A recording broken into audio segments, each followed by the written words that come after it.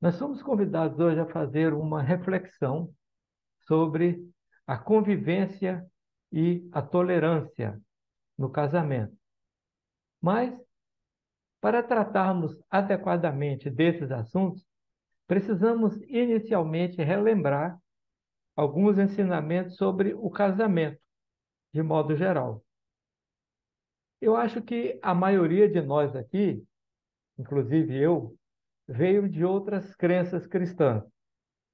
E lá, o ensino sobre o casamento era bem diverso do que viemos encontrar aqui na Nova Jerusalém. Nós tínhamos, a respeito do casamento, o conceito de que é uma união entre homem e mulher, reconhecida pela comunhão da igreja e abençoada por Deus, e uma união que deve durar com a vida do corpo, mas que se acaba com a morte de um dos cônjuges. Esse conceito, ainda hoje mantido na igreja cristã, é baseado na crença de que não há casamentos no céu, conforme a interpretação literal que se faz da resposta alegórica que o Senhor Jesus deu aos saduceus, quando disse que no céu não se casa nem se dá em casamento. De fato, o cristianismo acaba interpretando aquilo que o Senhor disse, não serão dois, mas uma só carne, interpreta isso como uma expressão muito material ou natural, pois acham que deve se entender isso como carne mesmo, literalmente falando, porque nada tem a ver com as almas dos cônjuges.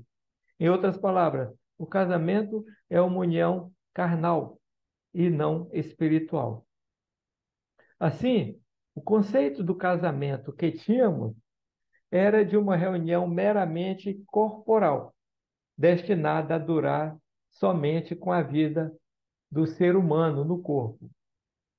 Tudo que a pessoa idealizasse sobre o casamento devia ser, por conseguinte, restrito às questões da vida terrena, porque é assim que a sua fé determinava que fosse.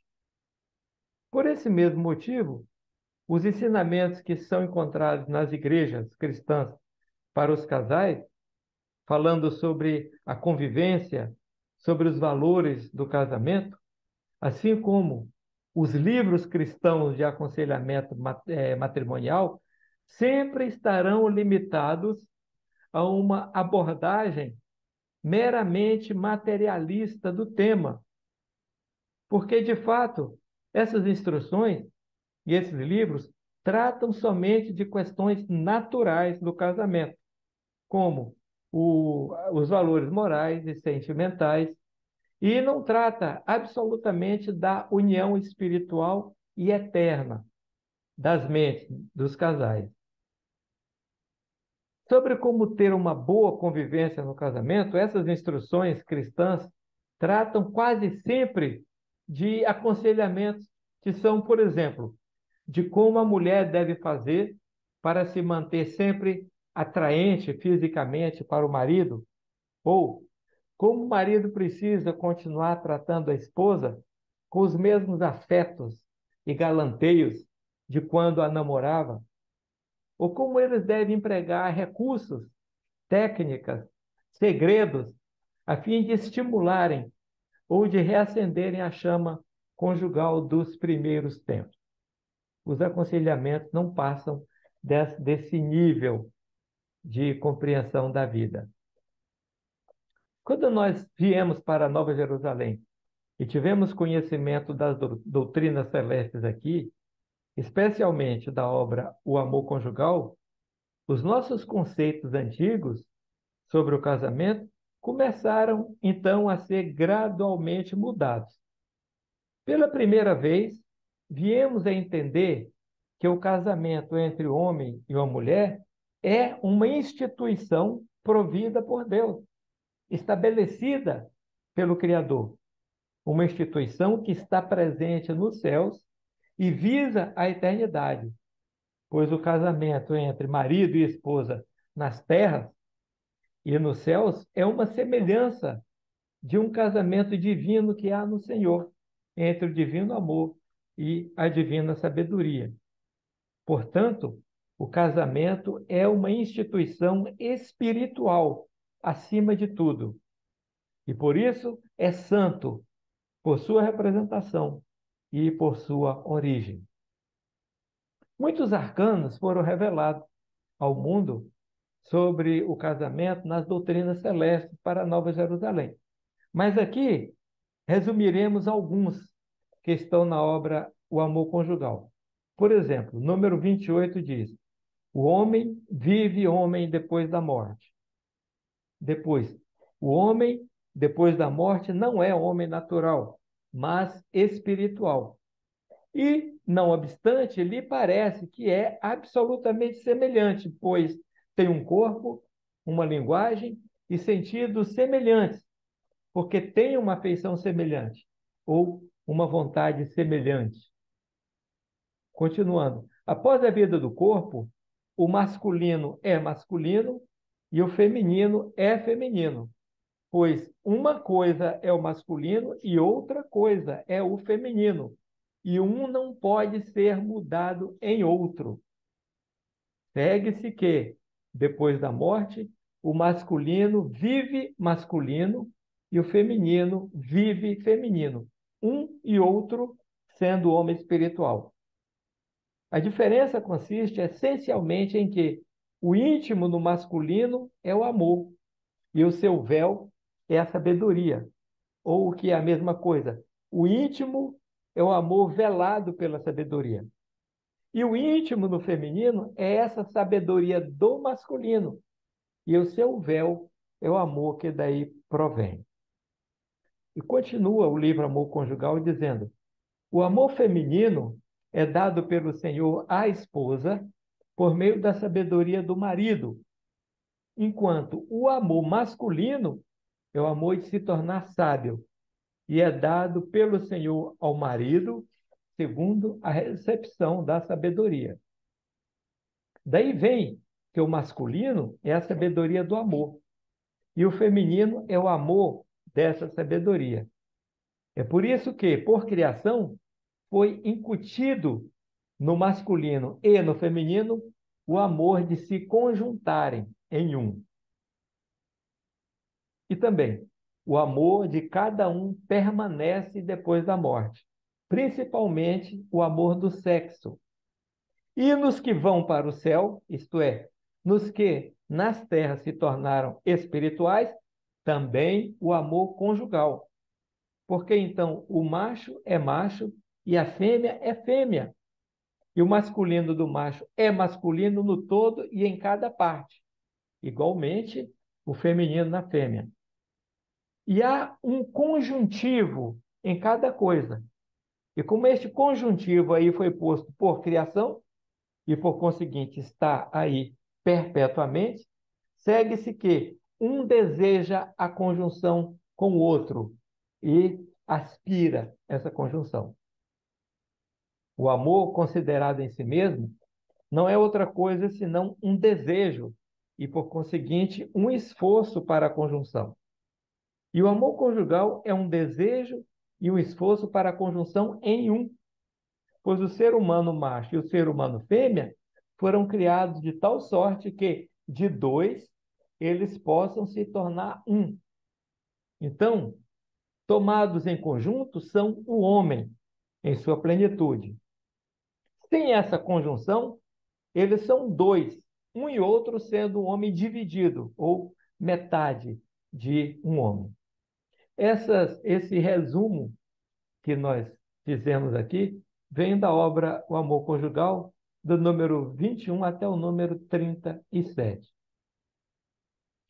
Podemos, então, com certeza afirmar que esses ensinamentos que tivemos conhecimento pela primeira vez no livro O Amor Conjugal fizeram uma revolução real em nossa maneira de encarar o casamento. E, ao mesmo tempo, abriram uma perspectiva inteiramente nova para nós diante desse tema, uma visão nova sobre o que é o casamento. Essa é uma instrução que eleva o nosso entendimento a um patamar que antes desconhecíamos, mas, ao mesmo tempo, nos traz uma tremenda carga de responsabilidade, pois nos mostra que o compromisso que um dia assumimos com o nosso cônjuge diante de Deus tem um efeito que transcende a vida no mundo. E o que fizermos ou deixarmos de fazer no nosso casamento conta e pesa para toda a nossa vida na eternidade. Antes dessa nova visão que nós adquirimos, éramos como se fossem cegos em relação ao que é realmente o casamento. Ou, se não cegos, pelo menos míopes espirituais, porque tateávamos na escuridão da ignorância, porque não entendíamos o que seria essa afirmação que o Senhor fez de não serem mais dois, mas uma só carne.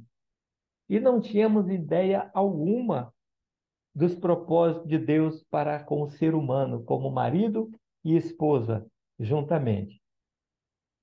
Menos mal que, se alguém é cego, também não tem grande responsabilidade. E não tem culpa por andar errante, porque não enxerga o caminho. Os erros que se cometem na vida, na cegueira, são atenuados se essa cegueira for devido à ignorância ou o desconhecimento da verdade. Agora, porém, pela misericordiosa bondade de Deus, estamos aprendendo cada dia mais sobre o amor verdadeiramente conjugal. Estamos engateando ainda em muitos aspectos dessa revelação, nessa jornada, nessa longa estrada de conhecimento espiritual. Mas já sabemos, por exemplo, que o amor conjugal é o fundamental de todos os amores. Já aprendemos também que o casamento anda par e passo, ou lado a lado com a regeneração. E por isso oramos para que Deus continue sempre a ampliar a nossa compreensão sobre o que é o casamento e nos dê condições de fazer esta jornada. E se hoje nós estamos reunidos aqui, tratando de aprender um pouco mais, é porque nós queremos, sinceramente, conhecer essas nossas responsabilidades como marido e como esposa diante de Deus. Queremos que o Senhor edifique em nós essa imagem do casamento divino que há nele, do casamento celeste. Temos, então, diante de nós, a necessidade de pararmos e refletirmos e de reformularmos tudo aquilo que antes soubéramos sobre o casamento. E como consequência lógica, sobre como deve ser o convívio que Deus requer dos cônjuges dentro dessa aliança espiritual do casamento. Nós sabemos que a regeneração espiritual, quer dizer, o nascer de novo, não é uma ocorrência instantânea, mas é um processo que avança a cada dia quando a pessoa renuncia a si mesma, toma a sua cruz e segue o Senhor. Pois bem, esse mesmo processo gradual de avanço mediante renúncias diárias ocorre também no casamento, porque, como dissemos e como sabemos, casamento e regeneração são operações do Senhor concomitantes na vida da pessoa, ocorrem ao mesmo tempo. Então, quando o Senhor fala, quem quiser vir após mim, negue-se a si mesmo, tome a cada dia a sua cruz e siga-me. A cruz que nós devemos tomar a cada dia é a renúncia a si mesmo, é a abnegação do ego, é a negação do seu próprio, é o ser mesmo do indivíduo. Esse ego é também chamado de velho homem nas cartas apostólicas. É esse velho homem que, nós vemos lá, deve ser crucificado com Cristo.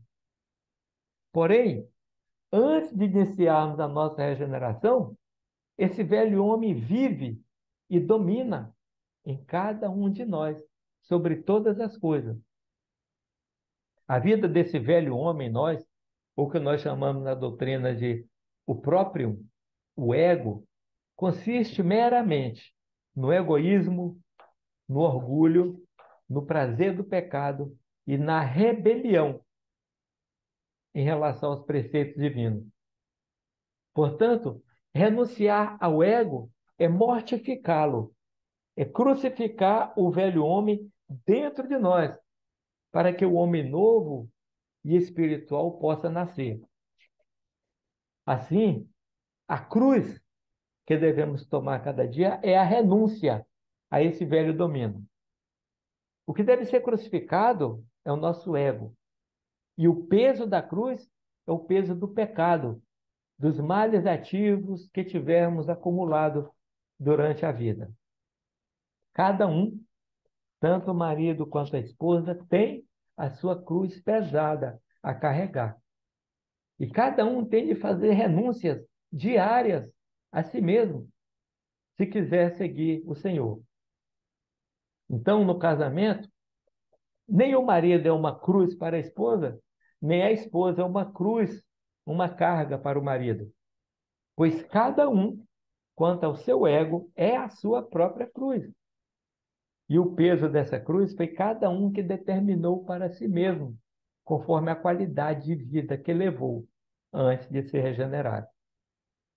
Como lemos no livro profético das Lamentações, antes de se queixar da esposa ou a esposa se queixar do marido, o livro das Lamentações fala: de que se queixa, pois, o homem vivente? Queixe-se cada um dos seus pecados. De que se queixa, pois, o homem vivente? Queixe-se cada um dos seus pecados. Aliás, olhando agora por outro lado, tanto o marido quanto a esposa, em vez de serem tidos como uma cruz um para o outro, ao contrário disso, cada um pode ser um Simão Cirineu para o seu cônjuge. Lembram-se da história do Simão Cirineu? O Evangelho de Marcos diz que era um homem que, quando ele estava vindo do campo, passou pelo caminho onde os soldados romanos estavam levando Jesus para ser crucificado.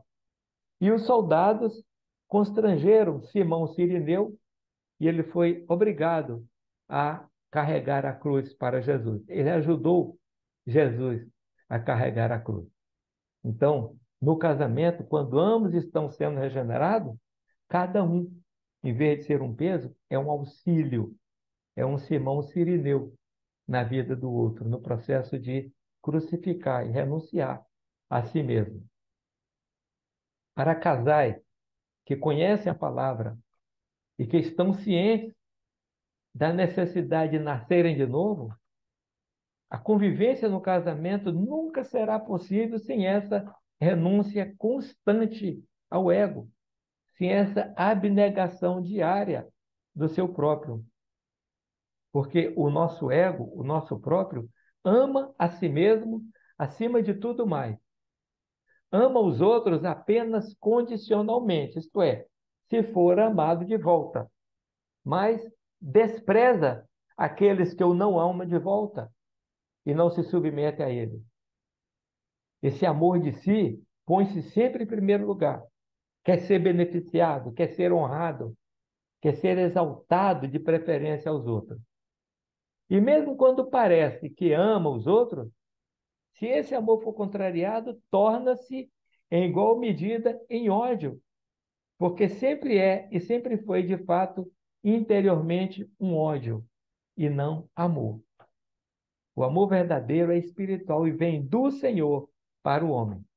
Todo amor que o homem tem antes é o amor do próprio, portanto, é o mal. Então, é o próprio do homem que quer tomar o que é melhor dos outros para si. É o próprio que quer sujeitar os outros a si. E na cegueira da sua soberba, quer dominar sobre o outro, quer dominar sobre todos. e dominaria até sobre os céus, se tivesse oportunidade. Pela criação, o ser humano foi dotado de 4 amores: amor a Deus, amor ao próximo, amor ao mundo e amor de si. Se a ordem for essa, se o amor de Deus for o amor reinante e principal, então o amor de si, subordinado ao amor ao Senhor, contribui para o bem e a felicidade do indivíduo. Porque o amor de si, considerado em si mesmo, não é mau, mas é útil e necessário para a vida.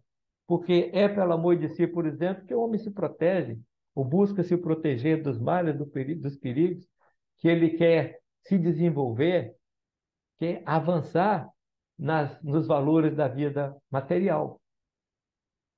Por isso é um amor útil quando está na ordem. Mas a desordem, ou a inversão da ordem original, é quando há predominância do amor de si. Então, o amor de si passando a governar os outros amores, isso fez com que o homem caísse. E desde a queda, o homem então passou a ter o seu amor de si reinando.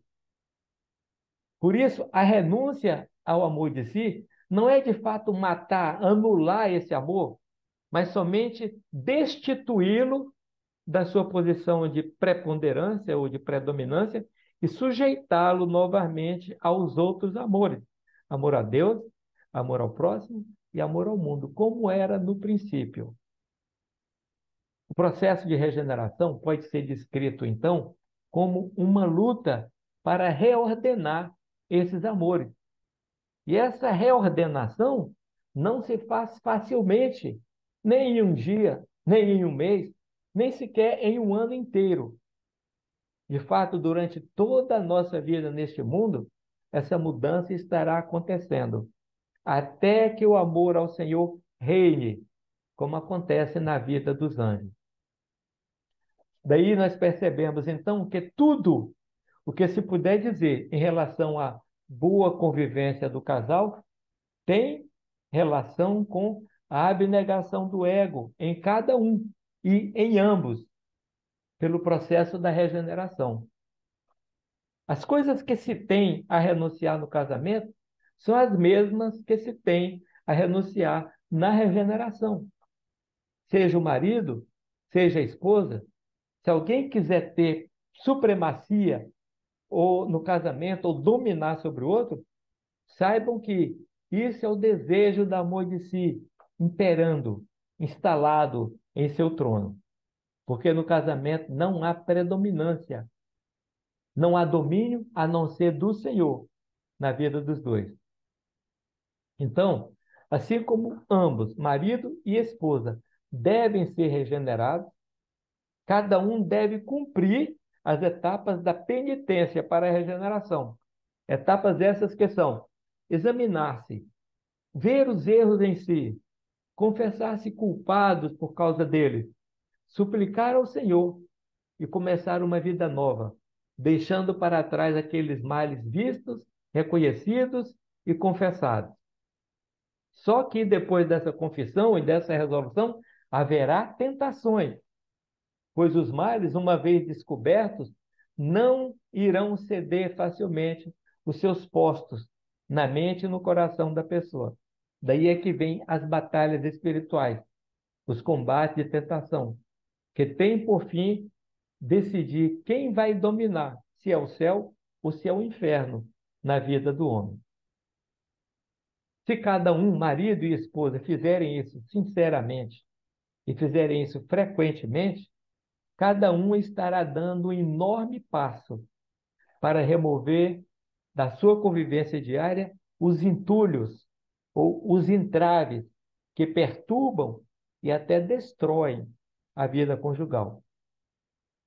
Mas quando nós tratamos especialmente do casamento, o primeiro e o principal obstáculo que se interpõe no casamento e é mortal para a boa convivência e para a instalação ou implantação do amor conjugal, O principal obstáculo é a inclinação para o adultério, ou, pior ainda, é a prática do adultério, seja com o corpo, seja apenas na mente.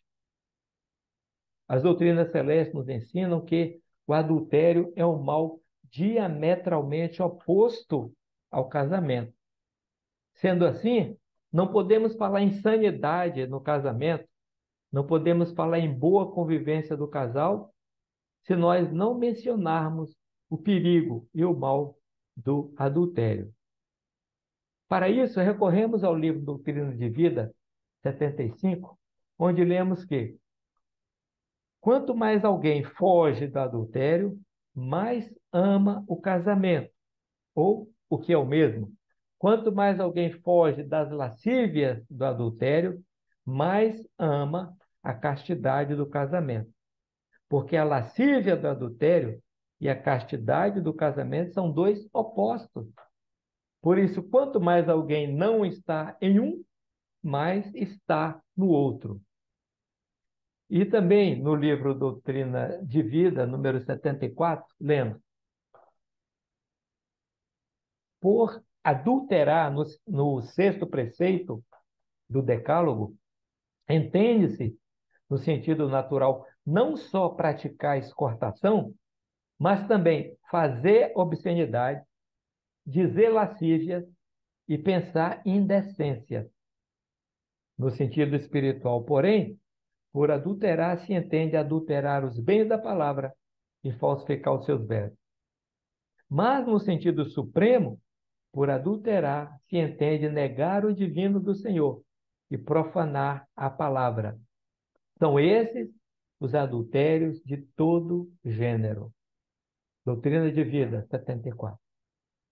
Em outras palavras, a primeira e a principal coisa que o casal, tanto o marido quanto a esposa, deve, pode e precisa fazer em prol de uma boa convivência no casamento é se abster realmente de todas as formas de adultério, tanto física quanto mentalmente, tanto no ato quanto no pensamento da cobiça.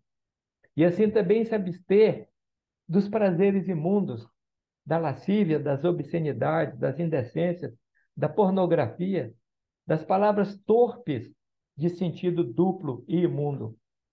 Todas essas coisas são nocivas ao amor verdadeiramente conjugal, são danosas à santidade do casamento e são letais quando a eles a pessoa se entrega sem nenhum freio de consciência.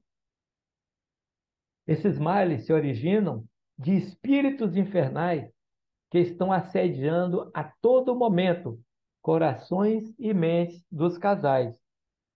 E eles os afastarão do amor celeste, do casamento celeste, se o homem e a mulher não reagirem e não renunciarem ao inferno dentro de si mesmos a cada dia.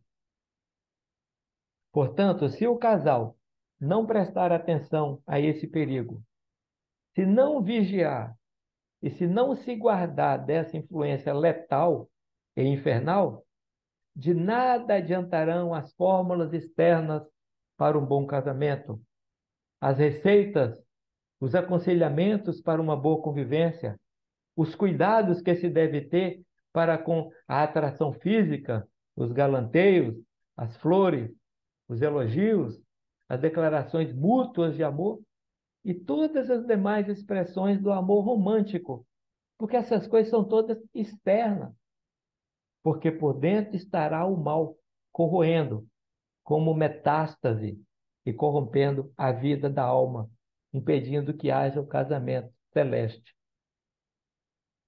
Não há, portanto, uma fórmula ou uma regra de boa convivência melhor para o casal do que essa regra de vida para a caridade para com o próximo.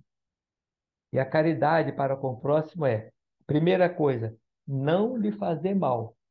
E a segunda, fazer-lhe bem.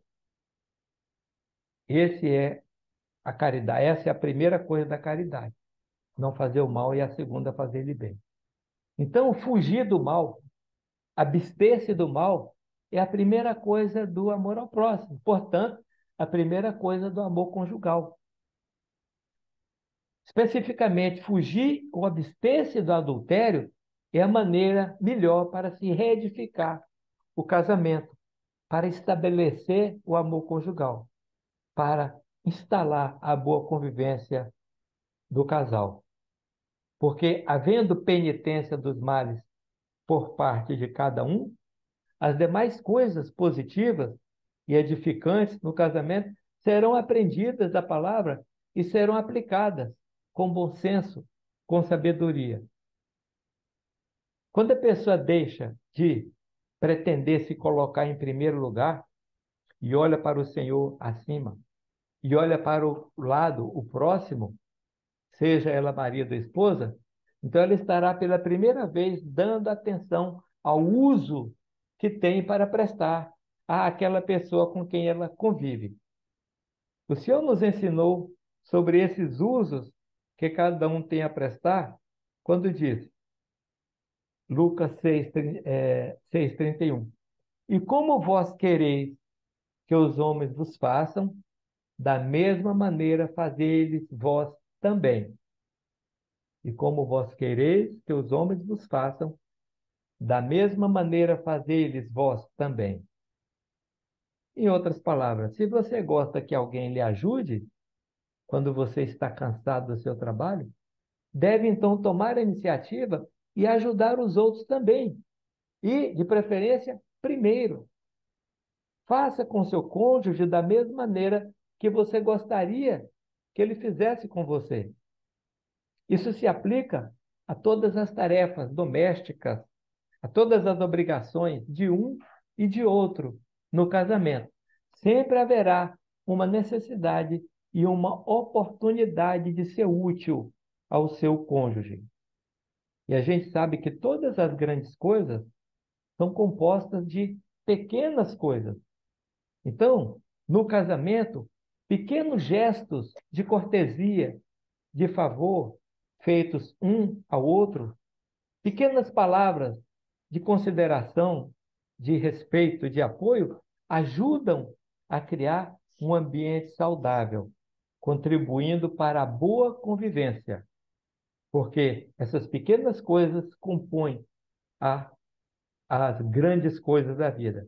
Mas, especialmente se houver antes o combate aos males, a renúncia aos males que atacam diretamente o casamento.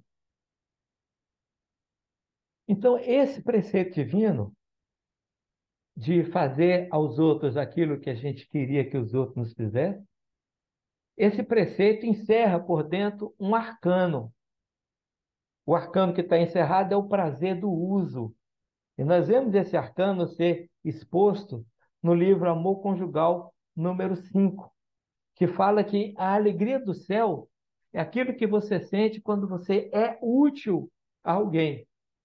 A recompensa de ser útil é o prazer que os anjos conhecem, que os anjos têm. Nós vemos no Amor Conjugal número 5 assim.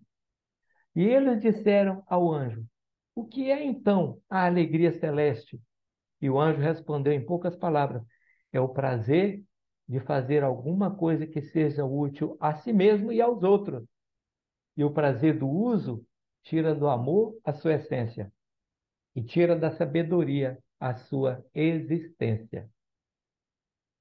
Então devemos pensar no uso que nós temos para com o nosso cônjuge, sobretudo o nosso uso espiritual, aquilo que nós podemos fazer para ajudá-lo.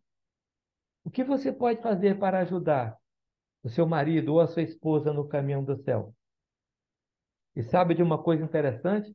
Quando você começa a refletir, como você começa a pensar sobre que coisa você pode fazer para ajudar aquela pessoa com que você convive, as coisas que você poderia fazer a ela, talvez a primeira coisa que lhe vem à mente não é uma coisa que você deve fazer, mas sim uma coisa que você não deve mais fazer.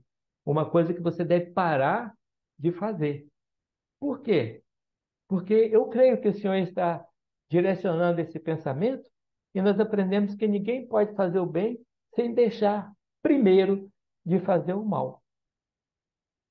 Então, de acordo com a regra da caridade, a primeira coisa é deixar de fazer o mal. E a segunda é fazer o bem.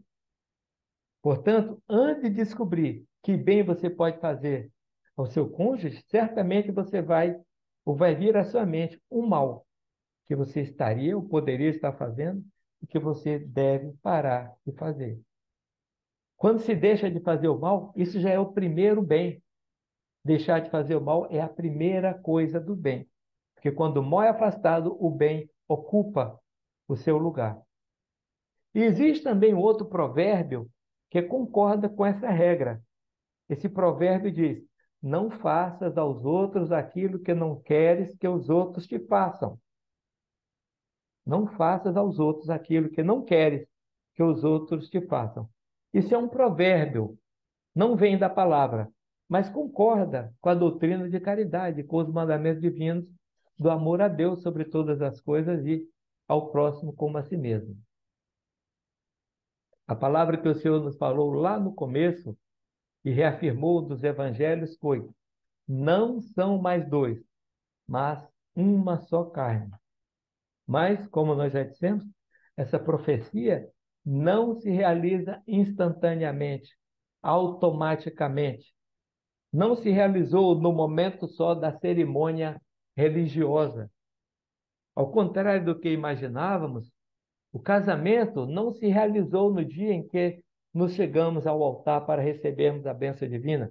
Não, porque o casamento, como já foi dito, não é a cerimônia em si, não são as núpcias em si, mas o casamento é um estado de vida, é uma instituição e, podemos dizer, é um processo que teve início lá na promessa mútua do casal diante do altar, mas que deve avançar, deve progredir, deve ser edificado e deve se aperfeiçoar em cada um dos cônjuges que se volta para a palavra e que se deixa regenerar pelo Senhor. A convivência no casamento, às vezes, é muito difícil, exatamente porque o casamento é uma relação de duas pessoas, na qual cada uma tem os seus próprios males, as suas próprias inclinações para o mal. Se estiver sendo regenerado pelas verdades da palavra, cada cônjuge estará em uma frequente luta espiritual. Então, nós podemos dizer que são 4 aspectos convivendo no mesmo ambiente. Nós temos a nova e a velha vontade do homem e a nova e a velha vontade da mulher. São 4 vontades, ou 4 homens, o velho e o novo no marido, o velho e o novo na esposa.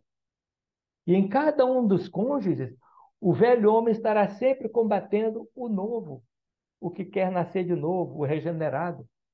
Também na esposa, o velho homem estará sempre combatendo o novo, ou o homem externo combatendo o homem interno. E é daí que muitas vezes esses combates, esses assaltos internos da velha vontade em um, se manifestam nos exteriores, ou vêm para os exteriores e se chocam com a velha vontade do outro cônjuge. E esse, por sua vez, se reage, daí vêm os conflitos. E muitas vezes são o velho homem em um e o velho homem no outro se digladiando. Por isso é que é tão difícil, às vezes, a convivência. Então, é preciso que haja, dentro de cada um, marido e esposa, uma subjugação desse velho, desse próprio, esse velho homem, ao novo, para que haja harmonia, coisa que talvez só vai se realizar completamente nos anjos, no céu. Se pensarmos bem, é um real milagre o fato de Deus tomar tantos aspectos negativos em uma pessoa, tomar aspectos negativos de outra pessoa e depois, pela regeneração, trabalhar com esses aspectos, fazer com que eles sejam removidos e depois instalar aspectos bons, vontade nova em um e no outro, e ainda fundir esses aspectos bons como se fosse uma só pessoa, um só anjo. Esse é um trabalho árduo que o Senhor faz e realmente é um milagre de transformação, talvez o maior milagre, que é regenerar o indivíduo e regenerar os dois e fazer com que ambos se tornem um só anjo. Só mesmo o poder de Deus para fazer isso. Em resumo, irmãos, a convivência harmônica verdadeira no casamento é resultante dos esforços de ambos para renunciarem a si mesmos. Pode haver até uma aparente convivência harmoniosa entre casais quando um domina e o outro é completamente subjugado. Mas aí haverá não conjunção porque não há liberdade. Há uma conjunção forçada. E pode haver uma convivência aparente quando um satisfaz o ego do outro e recebe em troca alguma compensação, alguma satisfação. Mas será também uma convivência forçada pela subjugação e também é contra a liberdade espiritual do indivíduo, porque as conjunções espirituais se fazem no ambiente da liberdade, sem nenhuma imposição, sem nenhum domínio. A boa convivência também implica em tolerância, que foi o outro tema proposto. Mas o conceito do que é tolerância precisa também ser bem compreendido, porque nem sempre a tolerância é uma virtude. Ao contrário, às vezes a tolerância é prejudicial. Vejamos dois exemplos de tolerância no livro do Apocalipse. O primeiro, quando ela é prejudicial. Nós vemos isso nas palavras que o Senhor dirige à igreja de Tiatira, no Apocalipse, capítulo 2, versículo 18. O Senhor falou: mas tenho contra ti o tolerares que Jezabel, mulher que se diz profetiza, ensine e engane os meus servos, para que se prostituam e comam dos sacrifícios da idolatria. Como se vê, as pessoas da igreja de Tiatira eram tolerantes com o ensino enganoso de Jezabel e com o mal, que daí adivinha. Isso significa o ensinamento enganoso que falsifica a palavra e leva às profanações do culto. É a falsidade que conduz ao mal. Aqui vemos claramente que a tolerância de Tiatira é reprovada, porque foi uma condescendência com o que é falso e mal. E ser condescendente com o que é mal é ser conivente, é ser cúmplice desse mal. E por isso também é um mal. Já para outra igreja, a igreja de Éfeso, que está no Apocalipse 2, 1 e 2, o Senhor também diz: conheço as tuas obras, o teu labor e a tua tolerância, e que não podes suportar os maus, e que examinaste os que se dizem ser apóstolos e não são, e os achastes mentirosos.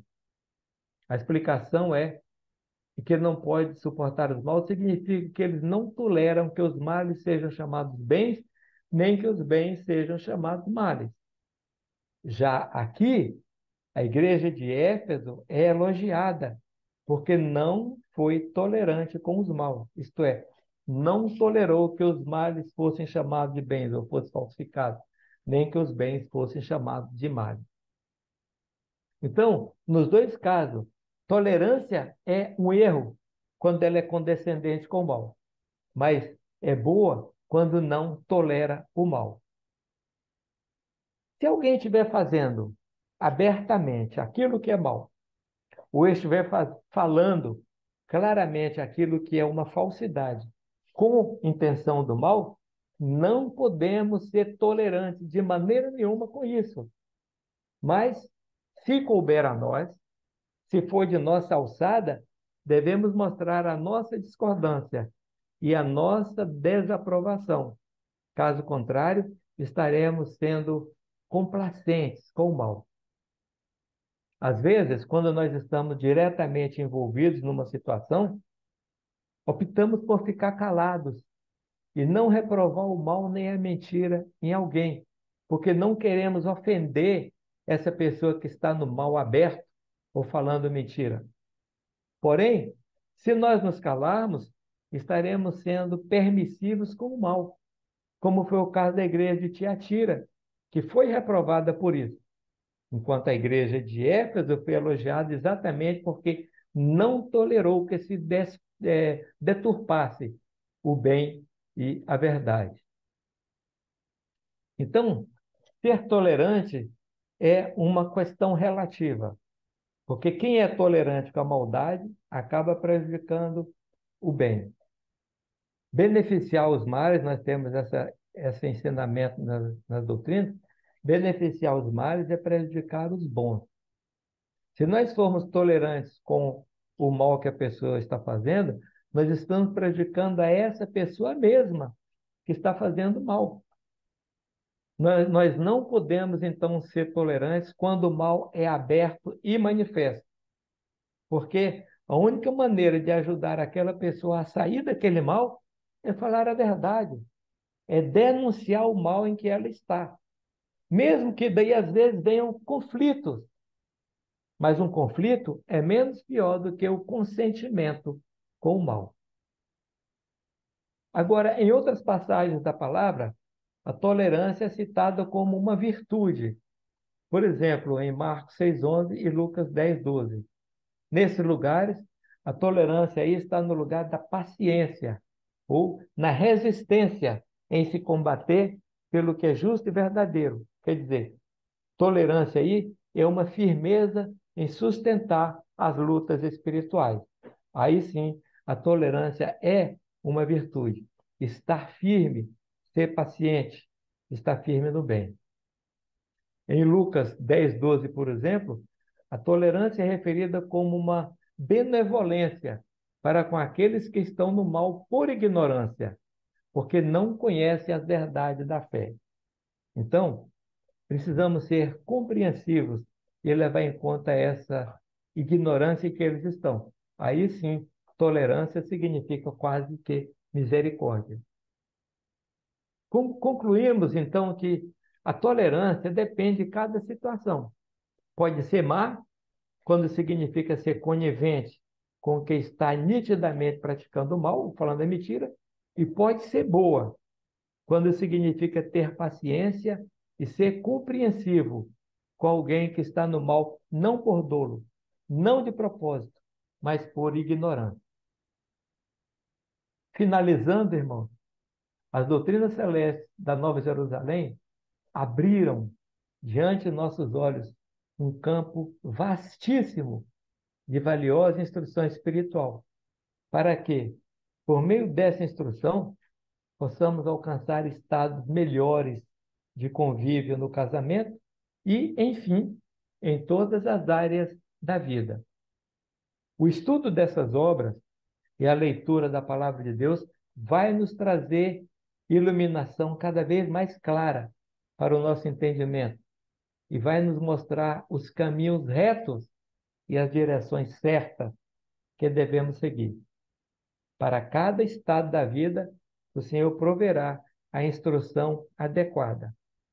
Muito há ainda que aprendermos, mas se começarmos a dar pequenos passos, se começarmos a praticar o relativamente pouco que já temos recebido, o Senhor mesmo nos guiará na luz cada vez mais clara. Isso é verdade. Que o Senhor abençoe as nossas vidas, os nossos lares, nossos casamentos. Que Ele abençoe a sua igreja na terra, que nos livre do mal e nos guie sempre pelo caminho eterno. Muito obrigado a todos.